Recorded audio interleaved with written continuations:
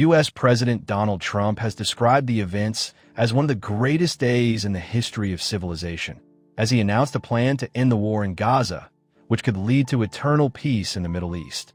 The BBC's Tom Bateman, the U.S. State Department correspondent, reports on Trump's Middle East peace plan.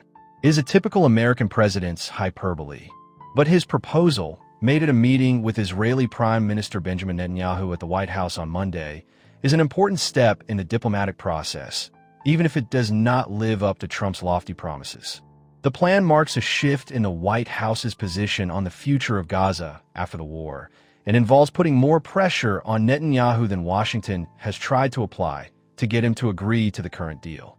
Whether this plan will work depends on a fundamental question. Do both Netanyahu and the Hamas leadership believe that ending the war now is better than continuing it? Hamas's response is still unclear.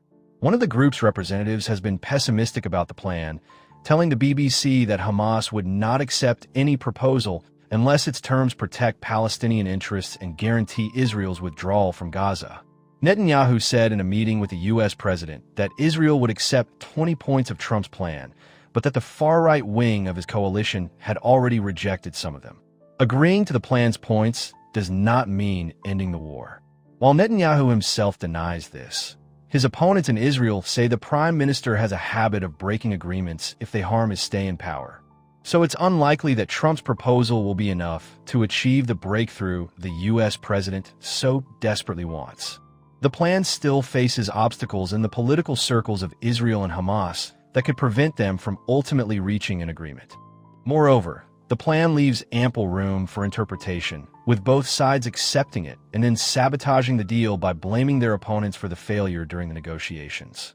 We have been witnessing this for months, and if the scenario repeats itself, the Trump administration is clear on which side it will be on: Israel.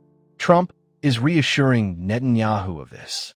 The U.S. president said on Monday that if Hamas does not agree to the proposal, the Israeli prime minister will have full support to do what needs to be done. While Trump calls his proposal a deal, it is actually a framework agreement for future negotiations, or a set of principles, as he once called it.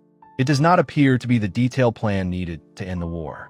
It is more like the deal that Trump's predecessor, President Joe Biden, announced in May 2024 in an attempt to reach a phased ceasefire and end the war. At that time, it took Israel and Hamas 8 months to reach a truce and exchange hostages. Trump wants a comprehensive peace deal, but it will require a huge amount of work, defining lines for the Israeli withdrawal, agreeing on the details of the hostage release, and the list of Palestinian prisoners who would be released in exchange, working out the terms of the post-war state, and many other issues. None of these issues are addressed in detail in Trump's plan, and any of them could cause the deal to fall apart. The framework agreement includes elements of previous proposals, including the Saudi-French plan presented in July, as well as the latest developments of the former British Prime Minister, who is expected to be a member of the Trump-chaired Peace Council, a transitional body that, according to the U.S. president's plan, should temporarily govern Gaza.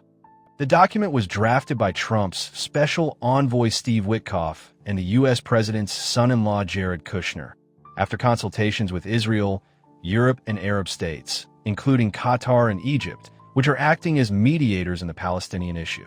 It provides for a cessation of all hostilities, a limited withdrawal of Israeli forces, the release of all those still held by Hamas, and the subsequent release of hundreds of Palestinian prisoners from Israeli prisons. The plan calls for the establishment of a local administration of technocrats in Gaza, which would be responsible for day-to-day governance under the supervision of a peace council, the headquarters of which would be located in Egypt. The remaining Hamas members who committed to living in peace and laid down their weapons would be granted amnesty. The rest would be exiled. An international stabilization force, set up by the U.S. and Arab states, would provide security in the Gaza Strip, thereby ensuring the demilitarization of Palestinian armed groups. A Palestinian state is mentioned, but in very vague terms. According to the plan, if the Palestinian National Authority is reformed, the conditions could eventually be created for Palestine to pursue a genuine path to self-determination and statehood. For Arab states, Trump's proposal is a major step forward. In part, this is because they were dissuaded from his idea of creating a Riviera in Gaza in February, which would involve the forced displacement of Palestinians. The plan at least mentions a Palestinian state, albeit without any commitment. Finally, the U.S. plan states that Israel will not occupy or annex Gaza, although there is no such promise for the West Bank. This is a point of principle for the Arab states, even if it contradicts another clause in the plan: Israel's continued presence in the Gaza security perimeter. Another major development at the White House on Monday was that Trump forced Netanyahu to apologize to Qatar ahead of the joint statement. Qatar had demanded an apology from Israel for targeting Hamas leaders in Doha in early September.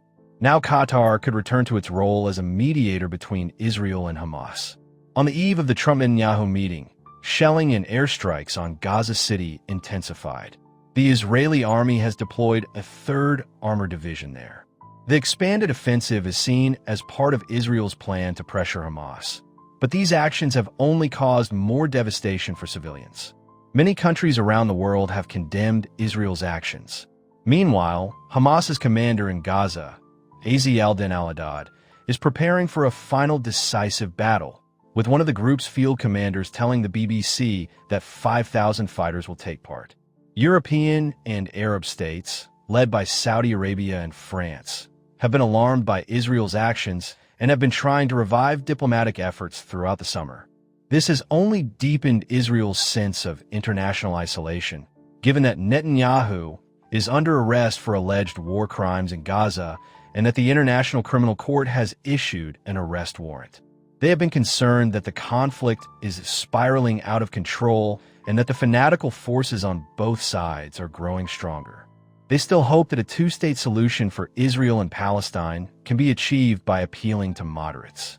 Although the plan does not explicitly state this, the Europeans have seen it as important to engage Trump in a moderate proposal on Gaza.